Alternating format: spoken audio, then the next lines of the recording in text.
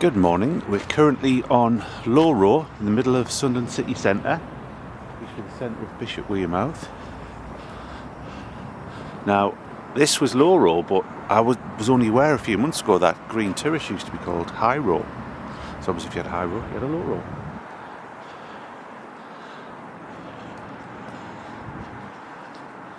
Now, on the churchyard wall is this blue plaque from when it was the Borough of Sunderland, High Street Burial Ground in 1988 to facilitate building Sunderland's inner ring road. Human remains buried between 1806 and 1851 in High Street Churchyard were removed and reinterred in the cemetery of Bishopwearmouth.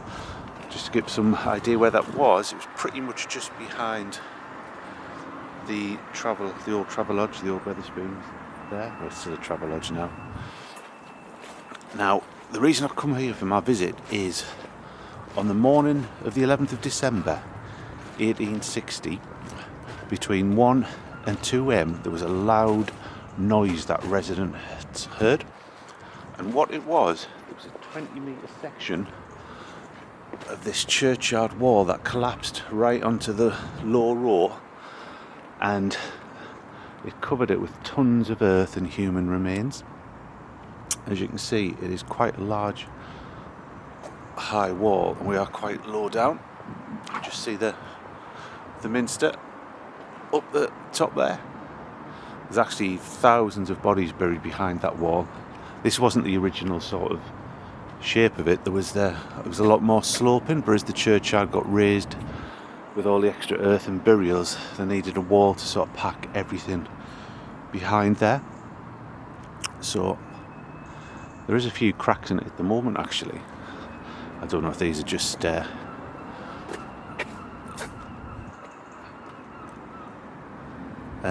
before the actual wall had collapsed, they had seen a slight inclination in the wall, but nobody did anything about it. Eventually it was repaired, and everything was put back where it should be. While I'm here, I might as well show you that Bobby's Bar used to be Baroque. Now, in the 1990s, when they were converting this building into the Bar Baroque, underneath it they discovered some vaults from the 1830s and 40s. There's probably about 24 people found buried down there with names on the coffin plates and so on. They're still there. All they did was seal it all up. They didn't explore every vault because some of them, they believed there was some at the very end of the tunnel. So people on the street, they had the churchyard there, they had the vaults underneath them there, they had the Guild Cemetery just across Silksworth Row, they had the High Street Burial Ground behind them, they had the mortuary in the old Sunderland Infirmary. I think by this stage it's closed down, but there was a dead house in the Guild Cemetery a couple of 100 metres away, which was another word for a mortuary. It was in the old cemetery chapel. I'll just show you, there's Greens.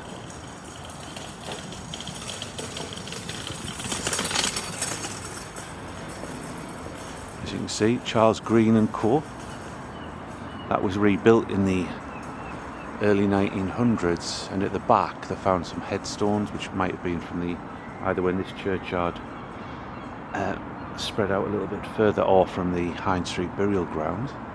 Found apparently bits of Roman pottery and an old wall. It was called the Hat and Feather.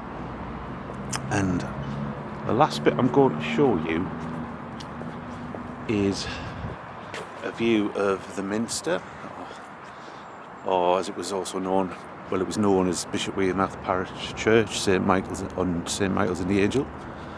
You get a nice view up to the church when the leaves, there isn't as many leaves around. Now, in the 1800s, there was a lot of building work on High Street West, so properties actually blocked the view of the church. Now, in the 1930s, there was lots of work done to extend the church to what it looks like today. So what they did is they demolished all the properties that were along the front of it, which hid the vista.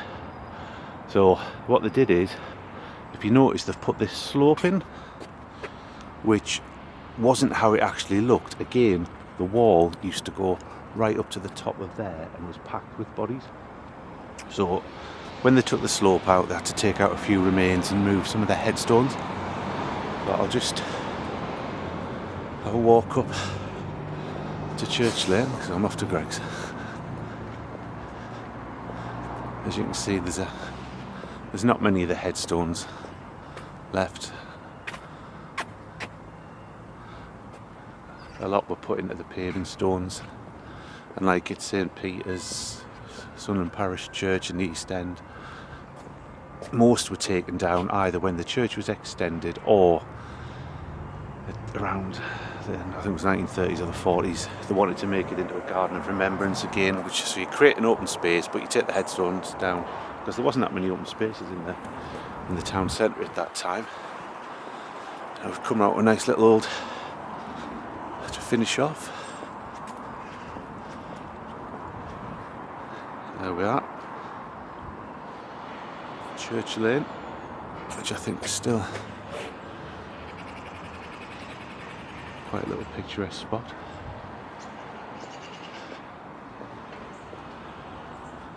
That's up to, see, as you can see, there's a huge headstone in the pavement, and even in the wall. What I'll do is I'm just going to go around the almshouses on the way round.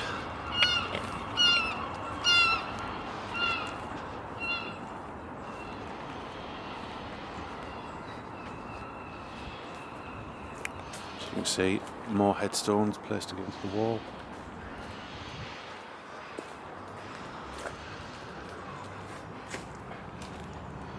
A few around here as well.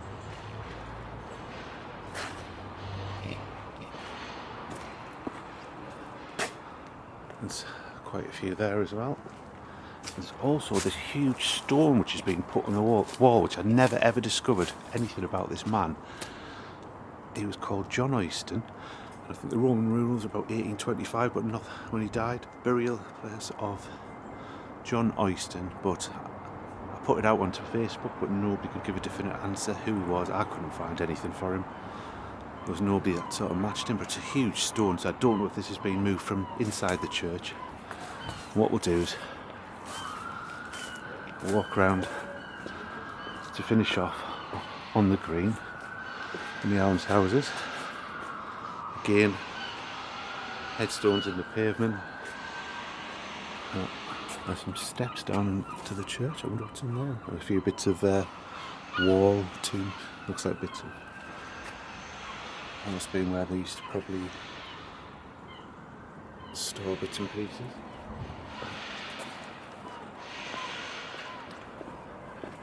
There's the old almshouses.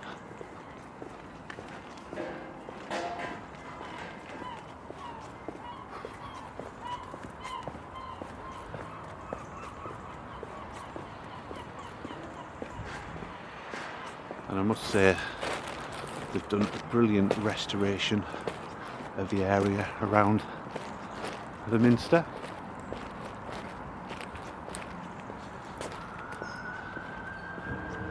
Actually quite a nice place on a summer's day, and there's a couple of information boards to give you the history of the area, and I'll just finish off with a view of the Minster because I'm off for my breakfast. Anyway, thanks for watching.